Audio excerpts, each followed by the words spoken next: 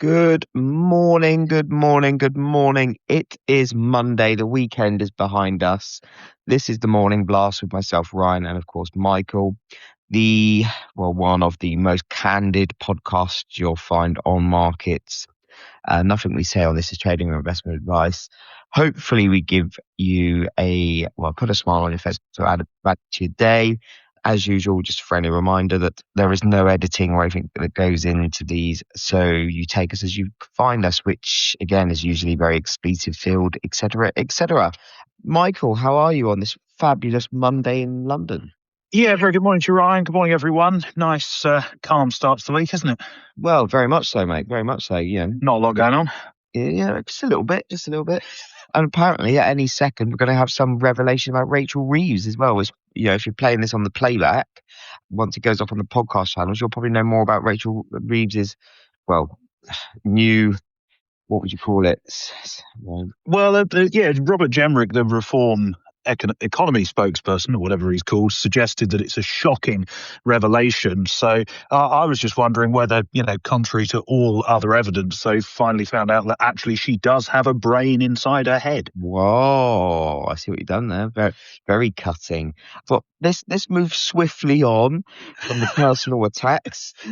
Right, first off, let's start off with market update and levels to watch, courtesy of our good friend Clive Lambert over Futures Techs. Now, obviously, the weekend has been filled with obviously the news, unless you've been living under a rock, and obviously the news that it's all kicking off in Iran and the surrounding areas. So markets are going a bit, they're a bit frisky this morning, which for technical analysts means that most of their levels are no longer levels. They're not there anymore. Results over the weekend in the least have seen some big news and gaps on the open today. This time, chart types such as Clive, we're actually looking at weekly charts and the like. The old "if in doubt, zoom out" that me and Michael love to say many, many times. S&P, that's back below 68.45. We might have a look at 67.51. Nasdaq, strong support lower down at 24,240 for those looking for buying opportunities, perhaps. DAX and Eurostoxx 50 futures both gapped down. 25,187 is a gap resistance in the DAX, and 24,618 is support to watch on further weakness. Again, markets are very, very fast this morning. So, if you're listening to this in about 10 minutes' time, these levels might have already held or gone through. So bear that in mind. FTSE futures, they're due to open, they did open below Friday's low at 10,833, but only just. Bund futures opened up, but sellers are responding. 130.07 to 08 is the first key support. Major Forex crosses, they've been relatively calm. We're all in it together, maybe the thinking there. Cable continues to hold its 200-day simple moving average at 1.3444. Gold, surprise to no one, safe haven, etc., is bid almost inevitably. 5,299 is the gap support. 5,626 and 8 is the recent all-time high. Silver, I'm Fibonacci resistance at 97.61. The rest of the metals complex has been pretty muted as we went to print or recording, whatever you want to call it. Not so calm or muted in energy space, however, to the surprise of absolutely no one. Brent's up and hovering around 10% after failing 82.37 early on, just shy of the big level at 82.63. We can target 89.30 on new highs in that. And set on the downside, 73.54 is gap support. Again, we'll go over this in a second, but there's a lot going on here, and bear in mind that these numbers might be completely useless in 10 minutes' time. European gas, that gapped up big. TTF, the Dutch gas benchmark, opened at 38.05 versus Friday's close of 31.89. Friday's high is 32.99, but it might be a while before we fill that gap. On future gains, 43.38 is the January high on the continuation chart. And finally from Clive, in the EU carbon markets, they opened lower and printed 67.90 before staging recovery on a busy first hour in that one. Again, lots of gaps, lots of necessities to zoom out on your charts. Yeah, Michael, what's your thoughts? Yeah, good stuff. Thanks, Ryan. Thank you, Clive. Yeah, I mean, there's really only one thing to talk about this morning, if we're being completely honest. Just to give some broad context before we dig into the details. Unless you've been living under a rock, I think you'll be aware at this stage that the US and Israel have launched a military operation to strike various targets within Iran. This started on Saturday morning. The US targeting military infrastructure, Israel targeting the political and military leadership of Iran. Probably the most important development over the weekend is that the supreme leader of Iran, Ayatollah Khamenei, he is dead. As many as 40 top Iranian military commanders have also been taken out in these strikes. And of course, Iran has retaliated with missile attacks, not only on Israel, but also on various other US military bases within the region. So it is very much a broader Middle East issue, not only an Israel-Iran conflict of the like that we saw towards the back end of last year. And both President Trump and Israeli Prime Minister Benjamin Netanyahu have effectively stated that the aim of all of this is regime change, with both effectively calling on the Iranians to rise up and sort of try and throw their rulers out of office. Both have also indicated that strikes can continue for a prolonged period of time, likely between some days and some weeks, although obviously we don't exactly know at this stage how things are likely to evolve.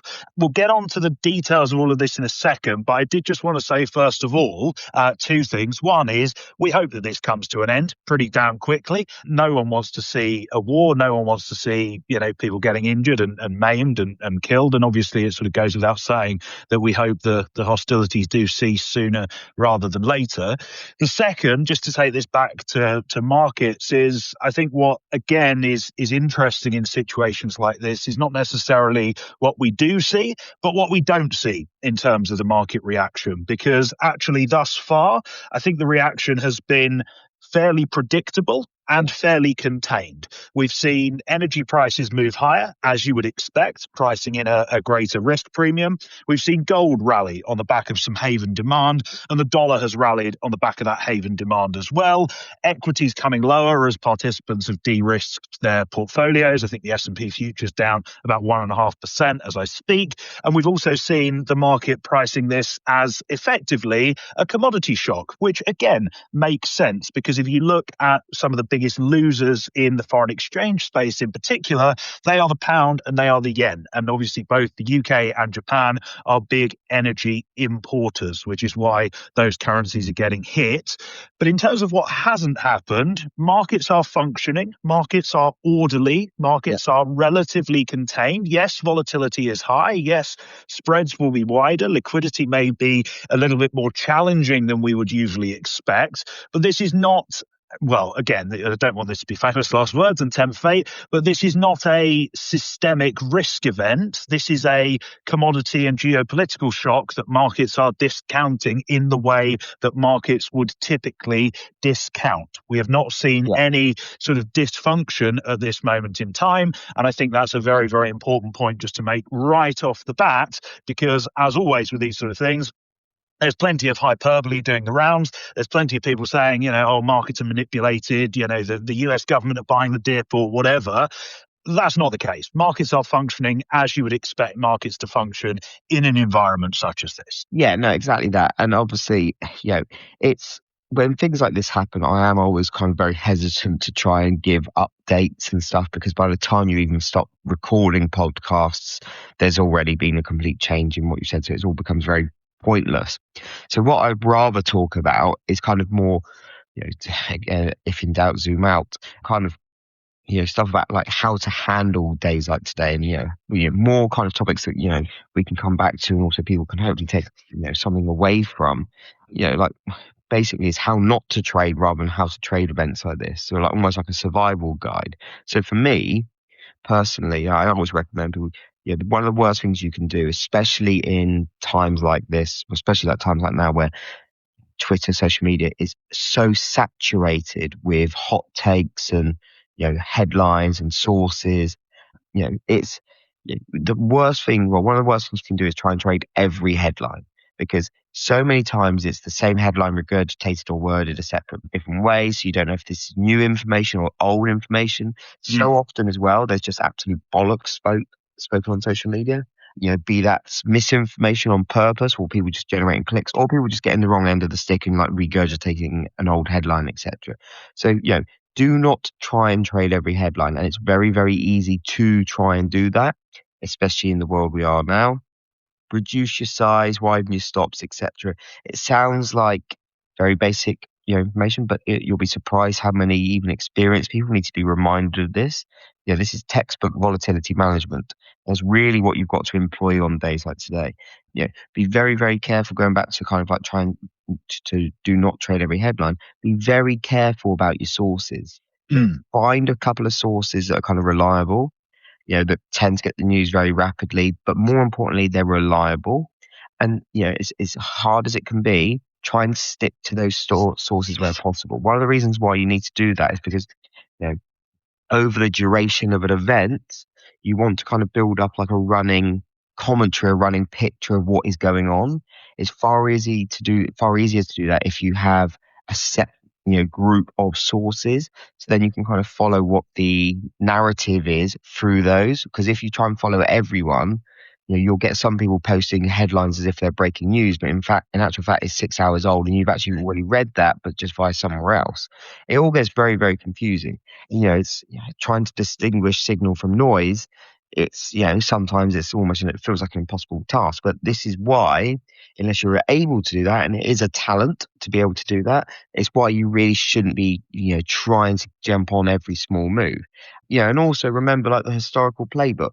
Look where markets moves and look at kind of the moves that were seen in comparable events. So obviously, the initial thing for us is June last year. Yes, that was only 12 days, and this is being touted as being longer already. But again, it's like watching what happened on the back of what sort of scenario. And it's very easy to kind of miss all of that. It's very easy just to jump in and this, that, or the other. Like, I saw someone yesterday saying, like, if we get the Strait of Hormuz blocked for a couple of weeks, they were being serious about that. They were touting $500 to $1,000 barrels of oil, which is absolutely $1,000? Oh, fuck. yeah. Which all right, and it'll come as no surprise that this guy, and I'm sure he's a nice lad, it come as no surprise to find out that he's an ex crypto guy that now believes he's a macro genius. But it's just absolutely repulsive takes. But of course, then that'll get a gazillion retweets. Just take it from me, that will not happen. That will. I don't say that. I'm pretty sure that will never happen in either of our lifetimes. Well, I would like to think so. I mean, your lifespan's measured in sort of weeks at this point. But... Well, quite. Yeah, quite. Especially I'm seeing my dear friend Jeremy later, I believe. Oh God! But yeah, it's just try and stay away from the bullshit. Again, I appreciate it's easier said than done. My base case at the moment, I would still be shocked if Brent gets up to $100 a barrel, but that's based on what I know is currently happening. Now, it's very, very easy and very, very, these are fast markets, they're not door numbers. In 10 minutes time, something could happen where we do go up higher, but, you've got to understand that, markets are incredibly fast at the moment. And unless you have an edge, unless you have a playbook already, it's best for you to step away from markets. Like, Tom on the live chat here is just talking about these F-15s. Well, I've seen so far 3 pilots in Q8 so far, US pilots, claim to be US pilots. So they're talking about a couple of planes that have been shot down. Initial, again, we could have details in the very near future, but initially it seems like it's blue on blue. Potentially some people are already touting that Kuwaiti Air Defense has accidentally shot down an more than one F-15 when they thought they were missiles from Iran. Again, if the people that are pushing the buttons, if they're seeing this as a fast market kinetically, then what hope do you have trying to follow all this news in rapid succession, trying to trade everything? It's everyone wants to be a hero, and everyone wants to be the first person to quote news and whatnot. Everyone wants to be on every move, trading, etc. I promise you, if you do that, it's a very quick way to the poorhouse. I don't know what your takes are on this. No, I think you're absolutely right. I think days like this are ones where it's a case of preserving your capital Yeah. rather than trying to, be a hero and make your year in one heroic trade, trying to, I don't know, sell the top in crude or pick the bottom in stocks or whatever the hell you might want to be trying to do. It is a very fast market. It is a very volatile market. Although things are panning out following the sort of traditional geopolitical playbook, that does not mean that markets aren't still very, very choppy. And the same advice that you'd give in any sort of choppy market applies. Take down your position sizing, widen out your stops if you are trading, and if you're not comfortable with the conditions, don't trade at all. There's no one actually forcing you to get involved in what is actually quite a messy market. And I think this is one of the things that I was sort of mulling as I came into the office this morning. You think about the number of headlines we had over the weekend. Iran launches missiles, Israel launches missiles, drone hits this, oil refinery hit here, one tanker reverses out of Hormuz, whatever the hell it might be. There's a lot of news flow, but the benefit of this all happening over the weekend was there was no market reaction because obviously markets were closed. The dynamic now shifts a little bit because you've still got the same rapid pace and volume of headlines, but markets are open and will potentially, or at least algos will react to these headlines as and when they break. So again, it's another reason to be very, very cautious indeed, particularly if you haven't traded these sort of environments before. I think the sort of two, just to broaden the conversation out a little bit more, I think the two things that are going to be, that participants are going to be watching very, very closely over the next, well, I was going to say hours, but realistically days, is not necessarily who is throwing missiles at who or who is bombing who and what is hit. Because unless we see, civilian infrastructure being targeted, then I think it's very much a case that at this point, the market and most people I've spoken to this morning are working on the assumption that we are going to have missile barrages going back and forwards probably for the foreseeable future. So I think what the real focus is going to be is firstly the energy complex. And I don't just mean what's going on in the Strait of Hormuz, because the Strait of Hormuz, according to the UK MTO, who are effectively the authority on these things, is open. The issue is insurance and shipping costs. So I'm glad you commented on this, because a lot of people are saying, "Oh my God, the Strait of Hormuz is closed and whatnot." And again, that is one of the most pivotal points, right? And this is like that article I put out in January about a strikes on Iran does not equal $100 oil necessarily. It all depends on the Strait of Hormuz. Now, Iran have said the strait remains open. Well, the last thing I saw was that. However, the foreign minister said so. Yeah. However, ships, as you just rightly say, the ships are at the moment reluctant to go through there. Now, the reasons for this is, yes, Iran might say it's open, but silly stuff could still happen. Not only that, but there's GPS spoofing going on, and Kepler actually did a good piece yesterday on this.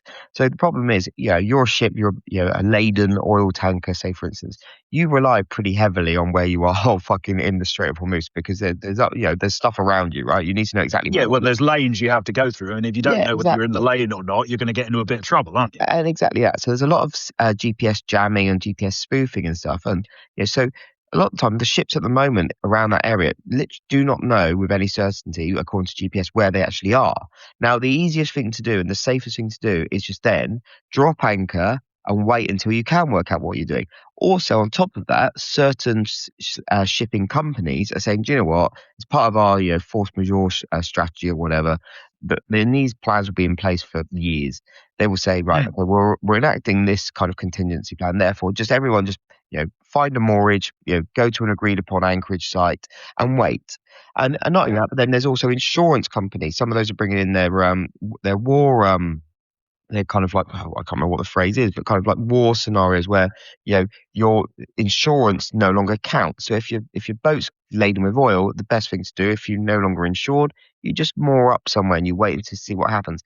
There's a distinct difference between the strait being shut and boats and like firms behind these like oil, huge oil logistic companies saying, actually, we're just going to play it safe, and we're going to see where the grass, where it all lies. And that's what we're seeming to see at the moment. There was like one thing yesterday about this tanker that got hit, etc. Turns, when you look a bit deeper into this, the tanker that got hit by the Iranians was actually just a quite a small tanker that basically, ships around like fuel oil and stuff, mainly for the Iranians themselves. Yeah, exactly. And this is something we've seen countless times in the past. There's a lot of theatrics go on, and it's not the first time that Iran have actually hit one of their own assets to basically just shake up the market a little bit. So it really does pay to kind of look beyond the headline, beyond the scary photo. Yeah, I know we have just seen this one, well, just as we were coming on air, there was chatter that the Saudi Aramco refinery Ras Tanura, and that's halting operations because of a drone attack. That obviously is quite a big deal. But again, this is a huge facility. Is the whole facility shut down? I don't know yet, because the headlines are still just coming through now. So again, there's so much going on. Anyone that tries to tell you they know exactly what's going on and to any 100% degree of certainty, they're talking bollocks, basically.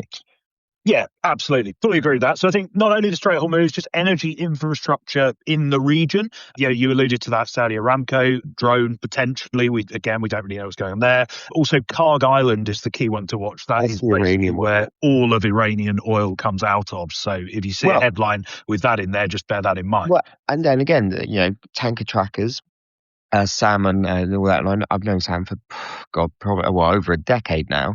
Incredible work they do. Yeah, as they reported yesterday, the Iranians were still loading, or like kind of exporting and loading oil as of yesterday. Yes, they were. Yeah. Yeah. So the cogs are still turning in kind of the oil space. Yeah, absolutely. So just on that, obviously follow us because we know what we're talking about. Yeah. But also tanker trackers are very, very good. The other one, if you want to keep on top of this, is UK Maritime Trade Operations. I can't remember their exact handle. It's an organisation run by the Royal Navy, basically to monitor shipping traffic in the Gulf, and they do a bloody good job at it. Yeah, basically, if there's any reports of any missiles or anything flying around or boats being hit or even kind of like approached, that they'll be the first to kind of confirm it. And the second kind of broader point that I think participants will be paying very close attention to as we move through the week will be this idea of off-ramps from both sides.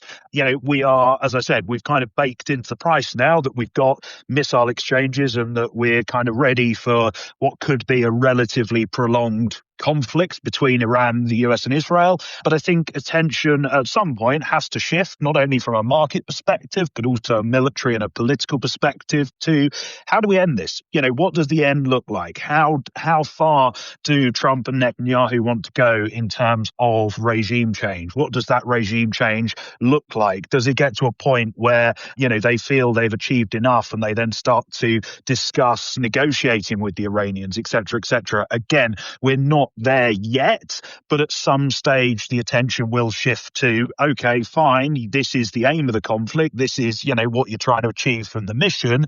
How are you actually going to do it, and how are you actually going to de-escalate at some point in the future? So I think they're probably the two kind of broader points that I would just pick out in terms of what participants should be focusing on away from the day-to-day deluge of headlines and news flow.